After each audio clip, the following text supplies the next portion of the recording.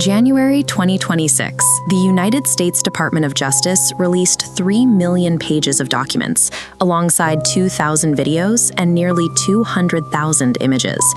Every single file related to one man, a man who was found dead inside a maximum security cell exactly 1 month after his arrest.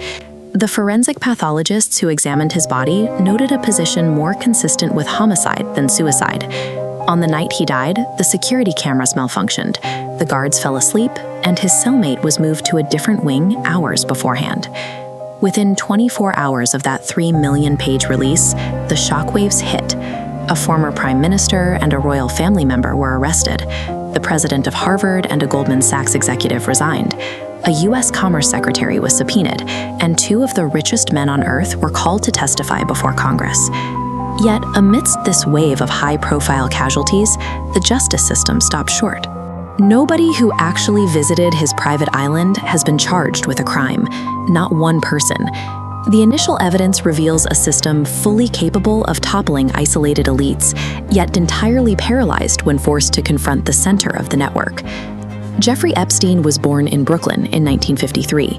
He dropped out of college, took a job as a high school math teacher, and then inexplicably ascended to the highest tiers of global finance. He never ran a public company and never published investment returns.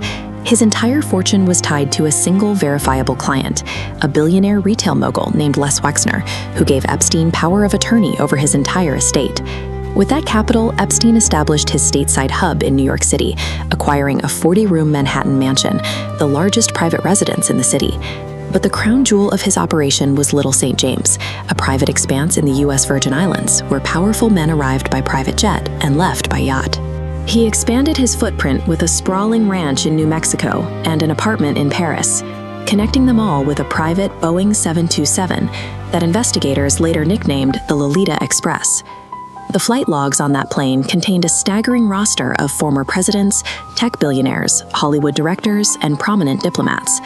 All of them flew to the island, and all of them remained silent. The money was secondary. Epstein collected people the way others collect art, deliberately accumulating leverage over the most powerful individuals on Earth. The first clear opportunity to stop him came in 1996, 3 years before any official investigation, when a young artist named Maria Farmer reported to the FBI that Epstein had stolen photographs of her underage siblings. The FBI did not respond. Nearly a decade later, in 2005, Palm Beach police investigated a local mother's complaint. They identified at least 35 underage girls with similar experiences, building a case strong enough to hand over to federal prosecutors. Facing decades in prison on federal sex trafficking charges, Epstein's legal team secured an outcome virtually unheard of in American law.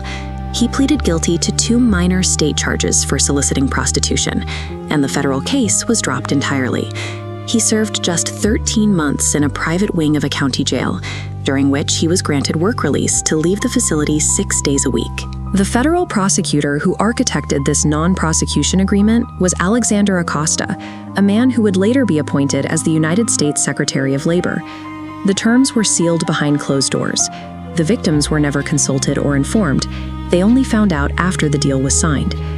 The 2008 agreement demonstrates an active, engineered maneuver by high-ranking legal authorities to shield a highly connected predator from the standard application of the law. For years, the operation continued.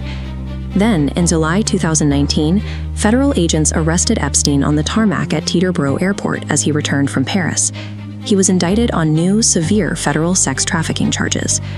1 month later, the Bureau of Prisons announced he had taken his own life, but the medical examiner's report documented 2 severe fractures in his neck, notably including the hyoid bone. Forensic pathologists note that fracturing the hyoid requires significant, localized pressure, making it far more common in cases of manual strangulation than in a standard hanging. This physical anomaly occurred on a night plagued by institutional failures. The cameras malfunctioned, the guards fell asleep, his cellmate was moved hours earlier. The intersection of a highly unusual forensic profile with an absolute collapse of prison security points away from institutional negligence toward an orchestrated homicide. By 2026, 2/3 of the American public told pollsters they believed the government was deliberately withholding the truth. That pressure culminated in the January 30th release of 3 million pages of documents, an evidence dump that shook governments around the world. The files forced immediate concessions. A former U.S. Commerce Secretary admitted under oath to bringing his family to the island, while emails surfaced showing a prominent tech billionaire asking Epstein for the date of his wildest island party. The dominoes fell quickly. A Harvard president and a Goldman Sachs executive stepped down. In Europe, a British politician, a royal family member, and a former Norwegian prime minister faced sudden arrest. Yet attorneys representing over 200 survivors condemned the unfiltered release, calling it the single most egregious violation of victim privacy in United States history. And despite the sheer volume of evidence exposing the network, not a single individual documented visiting Little St. James has faced a criminal indictment. The justice system has prosecuted exactly one person from his inner circle, his primary accomplice, Ghislaine Maxwell, who is currently serving a 20-year sentence. The historic data dump functioned as a controlled demolition. It sacrificed a handful of peripheral elites to placate the public, while keeping the core of the island network entirely shielded from consequence. The void left in the center of this case leaves 330 million Americans asking the same questions. How did a man with no credentials gain unparalleled access to the ruling class, and what invisible forces are still guarding them today?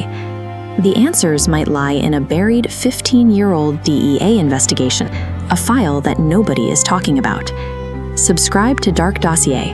The file is never closed.